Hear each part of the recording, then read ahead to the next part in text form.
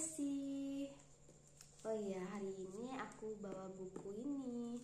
Judulnya Kupikir Segalanya Akan Beres Saat Aku Dewasa. Jadi isi bukunya ini tentang penyakit health, ya, mental health. Di sini ada judul-judulnya. Kita lihat, baca ya. Aku mau baca salah satu mental health, yaitu melankolik. Untuk kau yang selalu murung dan sengaja tidak bahagia. Halaman 57. Untuk kau yang selalu murung dan sengaja tidak bahagia. Dalam 365 hari setahun, ada orang yang menjalani hidupnya dengan tenggelam dalam kegelapan depresi. Pundaknya yang sedikit tertekuk dan naik terlihat tidak bertenaga. Berpikir kalau dia menderita akan kerasnya dunia ini sendirian. Sehingga wajah dipenuhi kekhawatiran. Dia yang kehilangan senyuman dan raut wajahnya tidak bergairah. Ketika melihat raut wajah gembira dan menyenangkan dari orang lain, tanpa disadari dia tersenyum pahit. Dia tidak hanya menganggap kalau kebahagiaan di dunia ini adalah sesuatu yang sepele. Dia bahkan tidak bisa merasakan kegembiraan. Orang yang kehilangan senyuman cenderung melihat dunia secara pesimistis dan skeptis. Jika ada orang yang bilang pagi yang indah, dia akan mengatakan, Apanya yang indah? Atau ketika orang bilang bunganya indah sekali, dia akan merespon dengan hati dingin. Sebentar lagi juga akan layu. Orang seperti ini tidak bisa menempatkan diri dan menganggap dunia tidak adil. Dia beranggapan kalau tidak ada yang bisa dilakukannya di dunia ini dan merasa tidak berdaya. Dia juga keras terhadap dirinya sendiri dan cenderung menyalahkan diri. Sehingga kita membuat kesalahan sedikit pun, dia menyesal dan terganggu karena perasaannya sendiri sebenarnya. Orang mengatakan dirinya bodoh, tidak bisa apa-apa, dan tidak bergairah adalah orang yang berasa keras terhadap dirinya sendiri dan cenderung menyalahkan diri. Seterusnya, jika melihat orang yang terus mengalami hal buruk, saya pikir mereka hidup menurut hukum Murphy. Lalu saya juga berpikir kalau mereka selalu mengalami kesialan terus-menerus. Eugene, seorang post-impressionis yang tegas terhadap dirinya sendiri. Eugene sering disebut sebagai post-impressionis oleh teman-temannya. Dia selalu mengerutkan dahi, tenggelam dalam pikirannya sendiri, dan jarang tersenyum. Dia adalah orang yang murung dan menganggap hidupnya sebagai rangkaian penderitaan. Eugene juga mendapat julukan orang baik-baik. Jadi jika dia melihat orang yang bertindak di luar moral, dia akan sangat marah. Tentu saja dia tidak menunjukkan perasaan ini keluar dan tidak membuat kekacauan.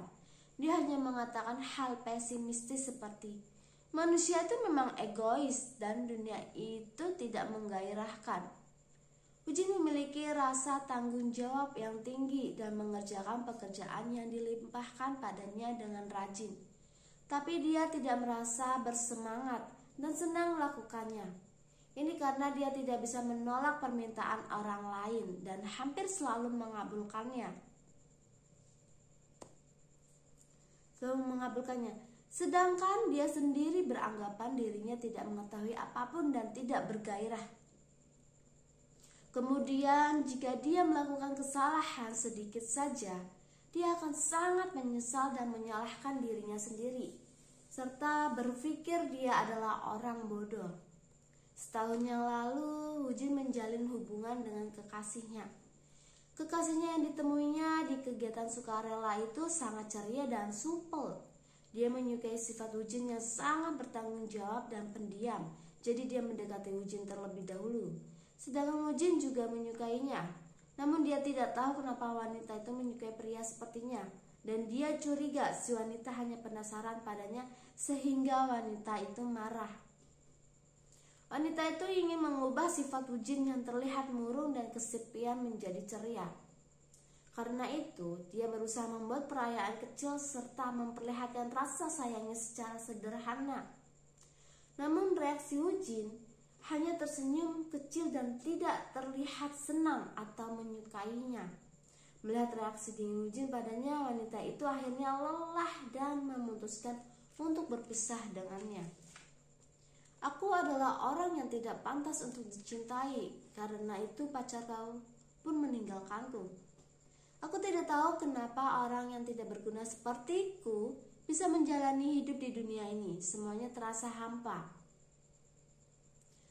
Setelah berpisah dengan kekasihnya, kemurungan yang dialami Wujin semakin parah dan dia lebih sering menyalahkan diri sendiri. Wajah pucat dan lelah yang diperlihatkan Wujin adalah akibat dari rasa hampa dan tidak puas terhadap kehidupan dan bukan karena rasa kehilangan. Untuk menemukan penyebab depresi berat yang dialami Wujin, diperlukan rekam mundur akan masa lalunya. Sejak kecil dia sudah merasa dirinya adalah orang yang tidak beruntung. Ibu Wujin bertemu dengan ayahnya yang merupakan atasan ibunya dan mengandung dirinya, sehingga terpaksa harus menikah. Ayahnya terus menunda melaporkan pernikahannya ke catatan sipil. Dan ternyata ayahnya sudah beristri dan memiliki 3 orang putri. Pada akhirnya Ibu Wujin melahirkan dan menderita depresi, sedangkan ayahnya tidak bisa berpisah dari ibunya dan hidup di 2 rumah yang berbeda. Beberapa tahun setelahnya adik Wujin pun lahir dan depresi yang dialami ibunya semakin parah. Setelah melahirkan sampai akhirnya sang ibu harus dirawat di rumah sakit. Neneknya sibuk mengurusi Wujin dan adiknya, sehingga Wujin terpaksa tinggal di rumah tempat ayah dan istri ayahnya tinggal. Istri ayahnya selalu memarahi Wujin bahkan untuk hal-hal kecil. Sejak saat itu, jika ayahnya berbuat sesuatu yang bising, dia akan memarahi Wujin. Setiap kali ayahnya pulang ke rumah, dia pasti bertengkar dengan ibunya. Saat itu Wujin pasti menggendong adiknya dan tubuhnya gemetar karena takut yang amat sangat. Ayahnya kemudian berhenti bekerja dan memulai usaha. Ibunya meminta Wujin pergi ke toko ayahnya untuk meminta uang sebagai biaya hidupnya. Ayahnya yang bersifat dingin membiarkan putra kecilnya berdiri di luar dan terpaksa memberikan biaya hidupnya. Tapi Wujin sangat tidak suka melakukan hal ini. Aku sudah tidak ingin hidup sejak kecil. Aku tidak tahu alasanku hidup. Akan tetapi ibuku sangat bergantung padaku, sehingga aku tidak punya pilihan lain. Aku kasihan pada diriku sendiri yang tidak bisa mati, bahkan ketika aku ingin sekalipun.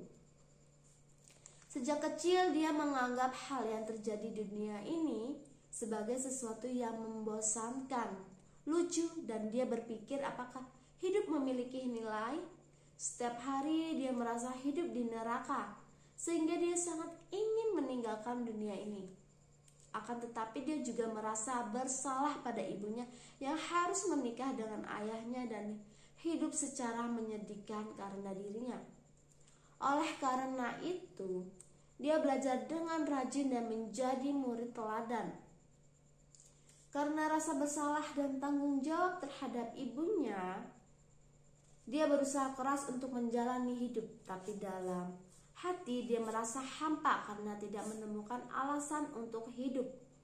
Dia tidak mengerti mengapa orang bisa tertawa, dan di satu sisi dia merasa kasihan pada orang yang polos dan tidak mengetahui apapun.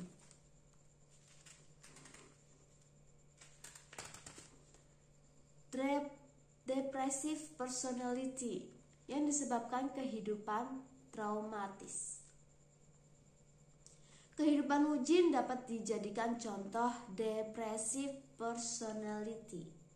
Wujin tenggelam dalam depresi berat, tapi dia tidak menunjukkan gejala depresi parah. Dan gejala ini sudah menyerap masuk sebagai sifatnya. sehingga ini disebut depressive personality. Baru-baru ini istilah ini lebih sering dikenal dengan dysthymic disorder. Penyakit ini termasuk kategori diagnosis sangat rancu dan luas. Depressive personality memiliki tanda-tanda seperti nih, ada tanda-tandanya ya. Yang pertama, pendiam, pasif dan tidak peka. Yang kedua, murung, pesimistis, tidak pernah merasa senang akan sesuatu, mudah curiga, sering mengeluh dan terus-menerus mengkritik orang, mudah khawatir dan memperlakukan orang lain dengan keras, berpikiran tertutup dan memiliki banyak kekhawatiran, terlalu dalam kekurangan diri sendiri, kegagalan dan kejadian yang tidak mengenakan bahkan menikmati kegagalan. Ada beberapa orang yang menganggap ketidakberuntungan adalah hal yang biasa dan menikmati penderitaan. Orang yang seperti ini memiliki penyakit moral masokisme. Penyakit ini berhubungan sangat erat dengan sifat alami seseorang. Orang dengan penyakit ini tidak memperhatikan dirinya sendiri dan melakukan pekerjaan sulit sendiri, tapi dia melakukan kesalahan, mengalami kerugian secara finansial atau gagal dalam hubungan pertemanan. Orang dengan moral masokisme ini sangat erat dengan perasaan bersalah dan sangat sadar atas kesalahan yang dilakukannya, sehingga saat melakukan kesalahan dia akan merasa sangat bersalah. Karena rasa bersalahnya, tanpa sadar dia memiliki keinginan untuk menerima hukuman.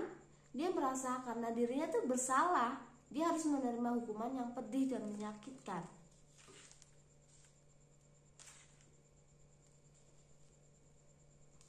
Sebenarnya penyakit moral ini bisa terjadi pada siapa saja, seperti depresi. Hal itu dikarenakan setiap orang memiliki proses perubahan prinsip hidup masing-masing dan ini adalah salah satunya. Jadi, Anda tidak boleh menganggap ini sebagai penyakit biasa karena setiap penyakit jika dibiarkan akan semakin parah. Jika penyakit ini semakin parah, penderitanya tidak bisa menemukan kebahagiaan dan gairah dalam hidup, merasa tidak berarti, dan untuk menghapus rasa bersalahnya, dia menanggung semua beban sendiri. Jika sudah mencapai tahap demikian, ini adalah masalah besar.